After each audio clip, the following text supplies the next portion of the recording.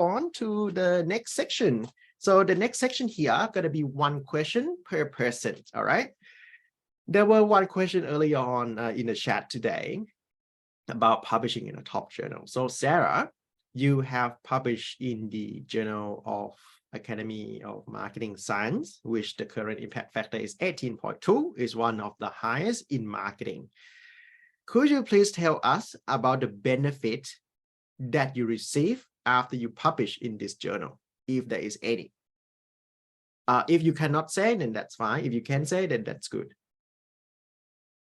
I think, thanks, Park. I think the benefit, one of the biggest benefit in publishing GEMS is a really big learning curve for me, because obviously it's not the first paper that I sent to GEMS, but it's the first paper that published in GEMS, and it's been through so many rounds of reviews, and I have to change the paper significantly. So after the second round, I changed like I think 70–80% of the paper. It's no longer, it's like a new paper. And there's a lot of things that I have learned during the process, which helped me to understand how to target like top journals, and I had to write for top journals, and I think it's really important for me. It's a academic to improve myself,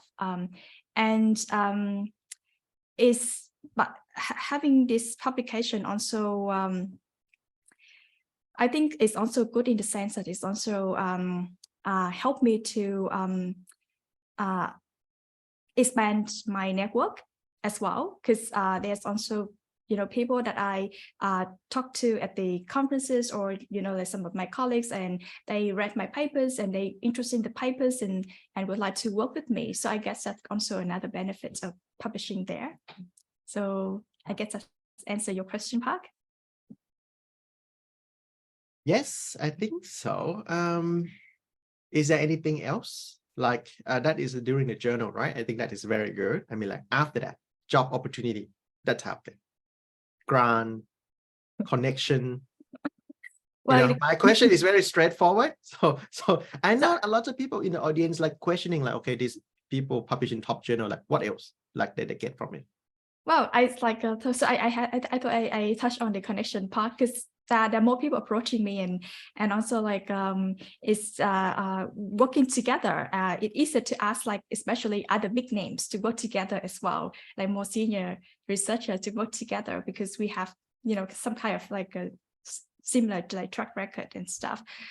So I guess that's part of like networking. In terms of job opportunity, I guess just like I think Felix also published in lots of good journals as well, and Catherine too. So having a good track record, helping obviously also help us to in terms of our writing our promotion application or applying for research awards, because it's the evidence there.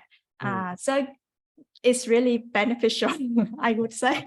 Sure. Thank you, Sarah. Can I just ask you a little bit before I forget? I already forget it actually. Now, those of you who know me, you will notice I forget things very quickly. Now, okay, it's come back already. Now, is it worth it to spend so much resources, spend so much emotion, spend so much sweat and money on this one paper to be published? Is it worth it? If you can go back again, will you do that? Because I know it's take like 2 or 3 years and so much effort and cry and all of that. Is it worth it, Sarah? I would say yes, because it's part of the learning journey. I mean, just like Felix said, like we start with the lower ranking journal, they work our way towards like the higher ranked journal, and it's just a learning process. It's a growth path, and I guess it's help us to growth as an academic, as a researcher, because we are doing more quality research, and like also it's also come with more opportunities, like once we publish in these top journals as well. So yes, but I guess it's also mean that we have to invest a lot. And if you guys would like to target those top journal, then I would suggest to be prepared too, and work really hard. Similar to what Felix and Catherine mentioned earlier, like worked really, really hard. for that. Sure. Sarah, there's one question from Ben, and then we move on to Felix. All right. So Sarah, Ben have a question in the chat section saying, please talk to us about the difference submission and research inclusion requirements between journal, please. Thanks, Ben, for the question. I guess that you are referring to like maybe like the top journals or in normal journals. Probably yes. Yeah. So as I noticed, when submit to a top journal, the expectation is extremely high, and typically the first round is really hard. The rejection is really high, so we need to make sure that we can make the contribution really clear, like upfront, because if they don't see anything interesting in the research, it will be rejected straight away because they had received lots of submission and when they save time of the reviewers.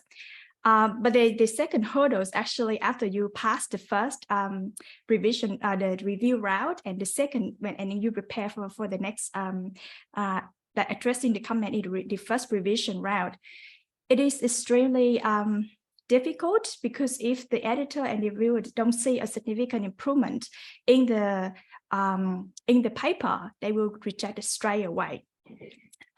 And that's why in the second round, our team actually worked really hard and changed the papers, like as I mentioned, 70–80%. And we also add some more like data to the papers, even though our paper was positioned as the conceptual paper, just because we want to please the reviewers and want to make extra effort to do that.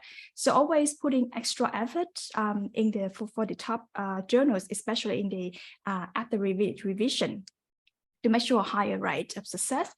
And for the top journals, they really pay attention to the narrative and the language. So every single route we have to send to a English editor to make sure that everything's perfect, like the references, the language that we use, no grammar errors, no typos, everything should be perfect, because every single, like something that's not right can actually irritate the reviewers, and we don't want that to happen because the chance already really low, so we want to maximize the chance as much as possible. Thank you, Sarah. Sorry to interrupt that. Yeah. Now, I noticed that your English editor is actually a professor, a real professor is your editor. So you paid that money for like 4 or 5 rounds of review.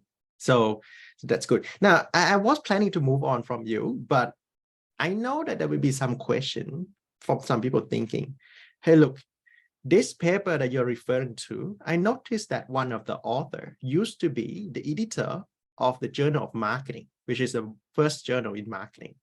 So some of them might be thinking that it might be easier to publish with a big name, and which there was some question earlier on. Can you please explain, or if you can, do you think is it actually help? Or what did you learn from this experience? Thanks, Park.